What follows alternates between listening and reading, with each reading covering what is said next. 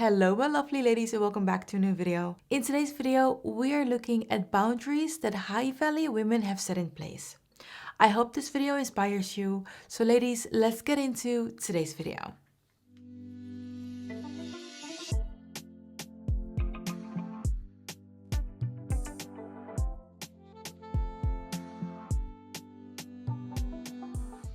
As a high value woman, you love yourself, respect yourself, and you know your worth. For that reason, you want to have boundaries in place that will protect you. And therefore, in today's video, I'm sharing with you 7 types of different boundaries you want to set in place as a high value woman. Ladies, I would say let's start with boundary number 1. Boundary number 1 has to do with your personal time. We can also call it me time, because this is the time for you to give back to yourself, check in with yourself, and relax. You want to prioritize personal time every single week. You want to have time in the week or in your day that is specifically for you, and you do the things in those moments that make you happy. This is extremely important because if you constantly focus on other people and you are not focusing on the things that you want to do, at one point you're going to feel completely drained and you're not going to be that happy, fun person that you know you can be. And there are many ways that you can do this. You can do this just by doing different self-care activities. That's a beautiful way to value your personal time. You can also do this when it's been a long day and you have been amongst people the entire day. Take time to pull back, even if you're just going to your room if you live with other people, and take some time for yourself and take out your journal and write or watch a show. Do something for you, something that really brings you joy. The importance of setting boundaries around your personal time is that you want to prevent yourself from getting to a space where you're actually overgiving. So make sure that you pull back on time so you are able to recharge. It's really about focusing on yourself and protecting yourself. Another way for you to value your personal time is to spend time on your hobbies. Truly spend time on the things that you find important and that bring you joy. And a really important thing about valuing your personal time is sticking to it. If you say that on one day, let's say on Sunday afternoon, that is your time to do your self-care activities, stick to it and do your self-care activities. Stick to the promises that you make to yourself and value your time. For me, I love to take time out of my day, every single day, to spend on myself. Something I also do is take myself out to dates, right? I love spending time with the people that I love, but I also understand the value of spending time with myself. So this can look like going to the park for a walk, listening to a nice podcast while I go on a walk. This can also be going to a nice bakery or a restaurant and having lunch by myself, or ordering pastry. There are so many things that you can do. Even think about getting yourself a massage, or as I already mentioned, different self-care activities that you can do in your home. Reading a book, writing in your journal. As a high value woman, you want to prioritize this time because valuing your personal time is a way for you to give love back to yourself, and here it comes, to fill up your own cup, right? That's something we talk about very often. It's about filling up your cup and pouring time and love back into yourself. I also think that having boundaries around your personal time shows other people how highly you think of yourself, how important you find yourself. We cannot truly help and serve other people from a place of abundance if we don't put that time into ourselves first. Boundary number 2 has everything to do with respectful communication. I think this one is really important because it really sets the tone on what you allow and what you accept and what you're just not available for. As a high value woman, you want to be spoken to with kindness and respect. And this is also the way that you are speaking to other people. And this means that you will not tolerate disrespect, abusive language, or people being rude to you. You're just not available for that. It also has to do with treat people the way that you want to be treated, right? You set the tone. And often people will feel like, okay, this person doesn't curse, so I'm not gonna talk to her with the type of language. I personally don't curse, so the people around me know as well that when you talk to me, you will not use abusive language, you will not use cursing words. People often adapt to the people that they are meeting, that they're talking to. And don't be afraid to stand up for yourself when someone is being rude and it really makes you feel uncomfortable, right? I'm also about choosing your battles. Sometimes it's just about ending the conversation and walking away. But especially if there's someone you are working with, for example, or a family member, in that situation, it's important for you to stand up for yourself and to mention that I do not appreciate you speaking to me in that way. Definitely don't be afraid to set certain boundaries. And often people just don't know your boundaries. So tell them, make it clear. A good method to use when setting boundaries is the sandwich method.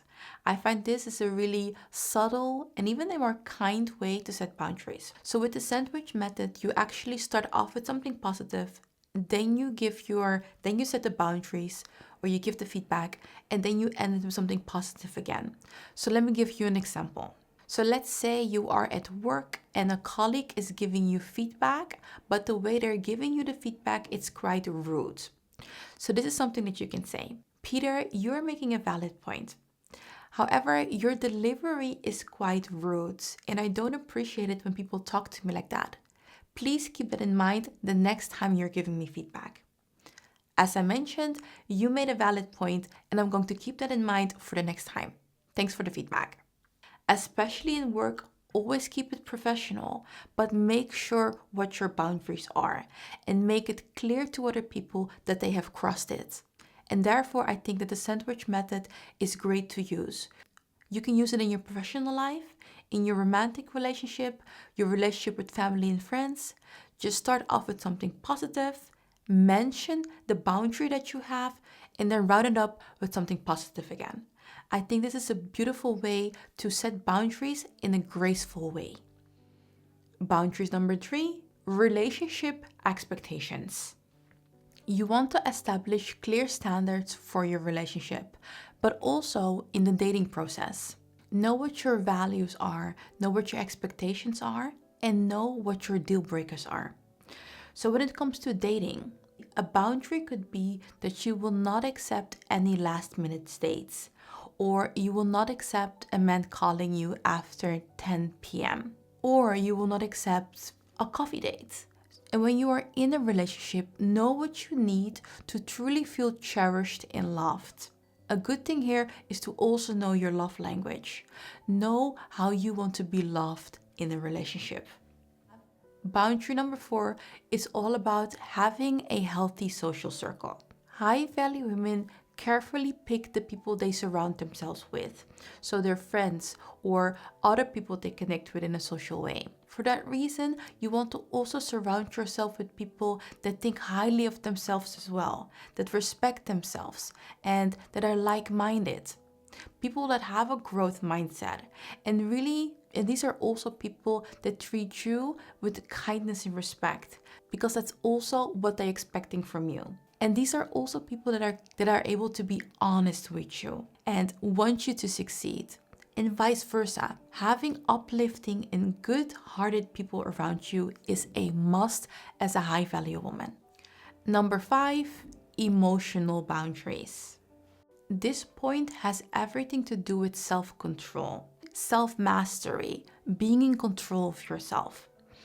And this looks like you will not let another person push you to the point of becoming angry and just shouting and screaming, exploding, right? You understand, you can already see that certain behaviors might trigger you. So you have to set a boundary right there. You will not accept people to talk to you in a certain way or do certain things to you. You are in control of your feelings and emotions. You are the master of yourself. And other people cannot manipulate you. Other people cannot make you upset all the time. They don't control you. And I feel that when you are not in control of your emotions, you are easily triggered.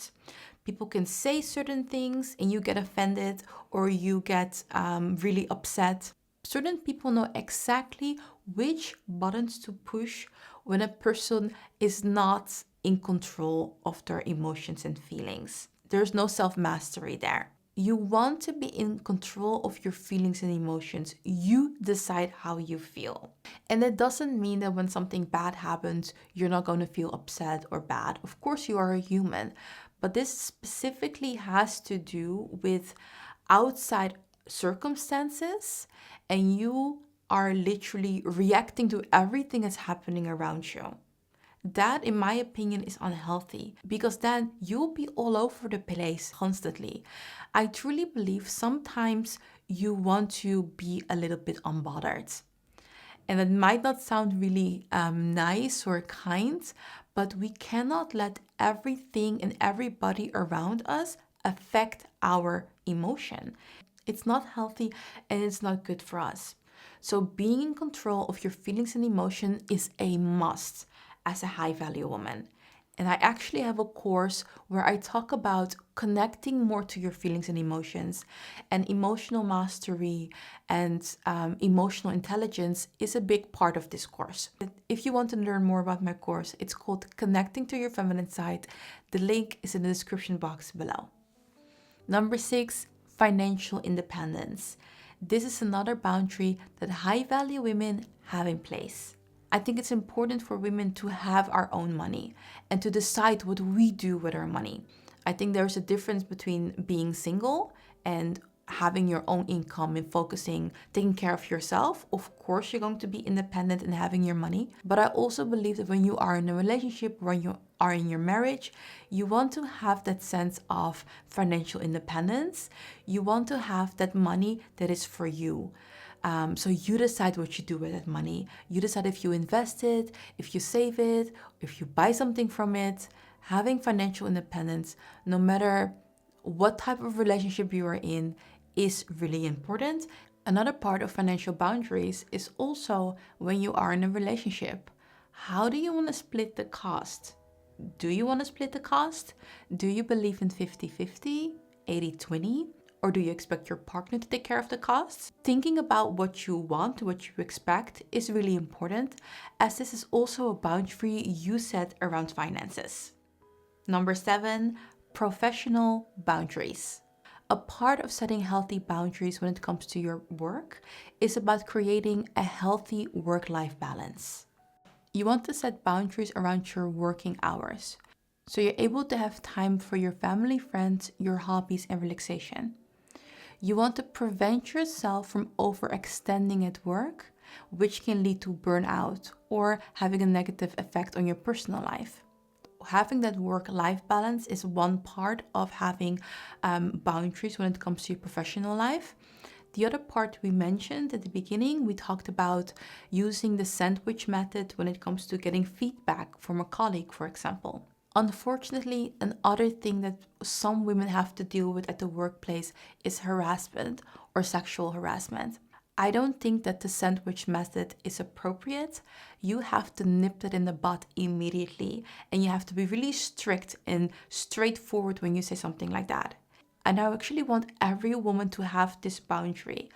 No one is allowed to touch you in a certain way, in an inappropriate way at work, and no one is allowed to make certain sexual comments towards you. When those things happen, you need to immediately say something about it. And I don't think you really have to be graceful or kind when it comes to that. Say it how it is and make your boundaries clear. And just like that, we came to the end of today's video. I hope that you enjoyed today's video. I hope it was informative and it was practical tips that you are able to use in your day-to-day life. I am going to thank you so much for watching, and I'm going to wish you a very lovely day. I will see you here next week, same time, same channel. Bye, ladies.